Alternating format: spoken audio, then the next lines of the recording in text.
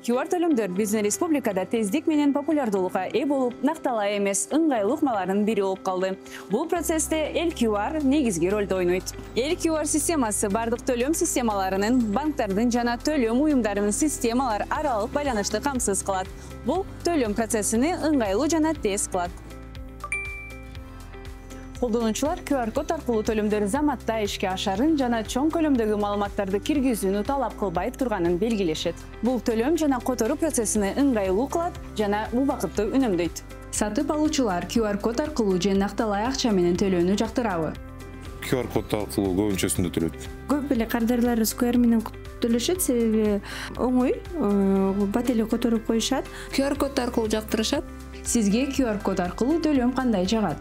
QR код менен төлөгөн мага жагат, жеңил жана оңой болот. Мага өтө ыңгайлуу болгон үчүн жагат. Кандай артыкчылыктарды байкадыңыз? QR код аркылуу төлөгөндө көбүнчөсү кэшбэктер болот. Эсептегенге оңойраак болот также. QR менен төлөп коет, жеңил да төлөнгөнү. Биринчиден бул оңойчулук, экинчиден бул бат. Кайсы төлөм ыкмасын жактырасыз? Мен QR код төлөм ыкмасын жактырам. Эмне үчүн сиз QR код аркылуу төлөөнү тандайсыз? QR код менен төлөгөндө мында кэшбэктер кошулат да. Анткени QR код менен абдан ыңгайлуу деп ойлойм төлөгөн.